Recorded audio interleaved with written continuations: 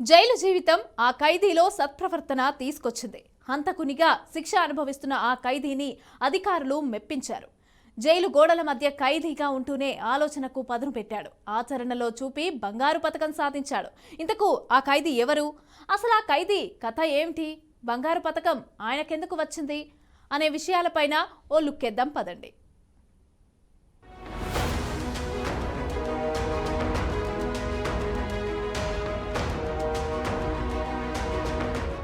ఇదిగో ఇప్పుడు మీరు చూస్తున్న ఈ వ్యక్తి కడప సెంట్రల్ జైల్లో ఖైదీగా శిక్ష అనుభవిస్తూ బంగారు పతకం సాధించాడు.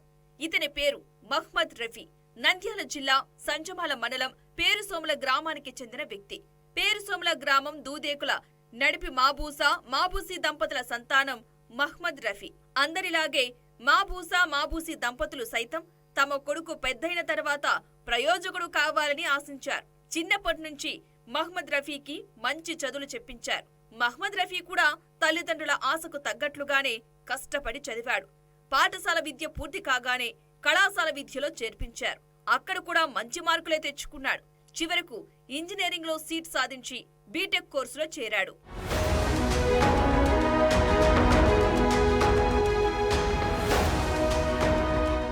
ఇంజనీరింగ్ చదువుతున్న రోజుల్లో మహ్మద్ రఫీ జీవితంలో ఒక మాయని మచ్చ ఆయనకు అంటుకుంది. యువత సొంత నిర్ణయాలు తీసుకునే వయసది. ఏది వాస్తవమో ఏది అవాస్తవమో, ఏ నిర్ణయం తీసుకుంటే మంచిది, ఏ నిర్ణయం ఎలాంటి పరిణామాలకు దారితీస్తుందో తెలియని వయసది. అలాగని తాము చేసే పనుల గురించి పెద్దలకు చెప్పరు. పెద్దలకు తెలిసి మందలిస్తే వినరు. అలాంటి ఓ నిర్ణయమే రఫీ జీవితాన్ని చీకట్లోకి నెట్టింది. 2014లో మహ్మద్ రఫీ బీటెక్ చదువుతున్న రోజుల్లో సొంత గ్రామానికి చెందిన ఒక అమ్మాయితో ప్రేమ వ్యవహారం నడిపాడు. ప్రేమ వ్యవహారంలో ఆ యువతి హత్యకు గురైంది. ఆ కేసు మహ్మద్ రఫీ మెడకు చుట్టుకుంది. మహ్మద్ రఫీని నిందితునిగా పేర్కొంటూ కేసు నమోదు చేసిన సంజామల పోలీసులు అతన్ని అరెస్ట్ చేశారు.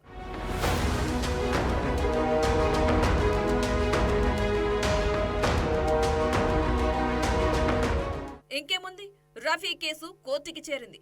కేసును విచారించిన కోర్టు 2019లో మహ్మద్ రఫీకి జీవిత ఖైదీగా శిక్ష విధించింది. అప్పటి నుంచి రఫీ కడప కేంద్ర కారాగారంలో జైలు శిక్ష అనుభవిస్తున్నాడు. అయితే జైలు అధికారులు తీసుకున్న ఓ నిర్ణయం రఫీ మనసుకు బాగా నచ్చింది.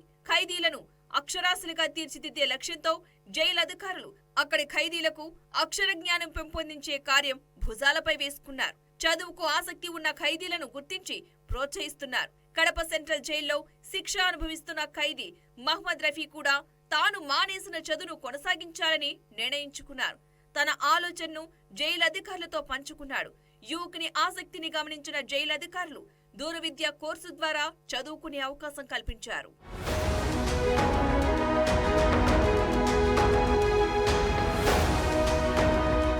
జైలు అధికారుల ప్రోత్సాహం, తన పట్టుదల కారణంగా మొత్తం మీద Mohammad Rafiqui 2020లో doctor BR Ambedkar open యూనివర్సిటీలో పీజీ చదివే అవకాశం లభించింది. కేవలం కోర్సులో నామమాత్రంగా చేరలేదు రఫీ. పట్టుదలతో చదివాడు. ఎంఏ సోషియాలజీలో అడ్మిషన్ పొందిన తర్వాత వివిధ రకాల పుస్తకాలు, స్టడీ మెటీరియల్స్ తెప్పించుకుని జైలు 4 గోడల మధ్యనే కష్టపడి చదివాడు. కోర్సు చదువుకోవడం పూర్తయింది. పరీక్షా సమయం ఆసన్నమైంది. బయటికి వెళ్లి పరీక్ష రాయాల్సి ఉంటుంది. కాబట్టి ఇందుకోసం కోర్టు అనుమతి తీసుకున్నాడు రఫీ. కోర్టు ఆదేశాలతో మహ్మద్ రఫీని పరీక్ష రాసేందుకు జైలు అధికారులు అనుమతించారు.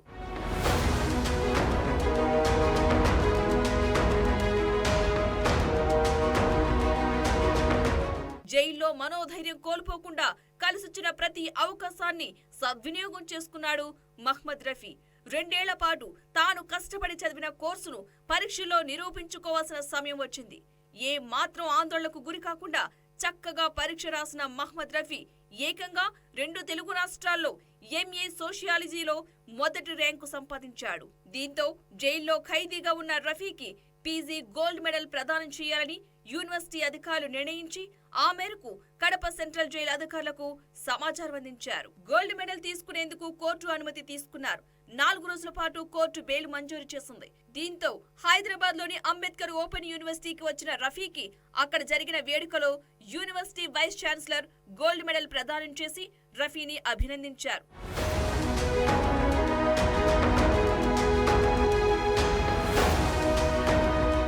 తాను తీసుకున్న బంగారు పతకంతో మహ్మద్ రఫీ తాను పుట్టి పెరిగిన నంద్యాల జిల్లా సంజామల మండలం పేరుసోమల గ్రామానికి చేరుకున్నాడు. తన కుటుంబ సభ్యులను కలిశాడు. తనకు వచ్చిన బంగారు పతకాన్ని వారికి చూపించాడు.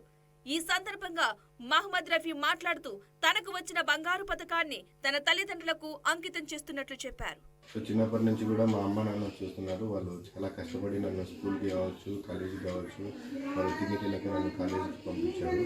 సో నేను వాళ్ళకి చాలా రుణపడి ఉన్నాను. ఈ గోల్డ్ మెడల్ని వాళ్ళకి ప్రదానం చేస్తున్నాను. ఇది ఖైదీ మహ్మద్ రఫీ జైల్లో ఉంటూనే చదువుకుని బంగారు పతకం సాధించిన కథ.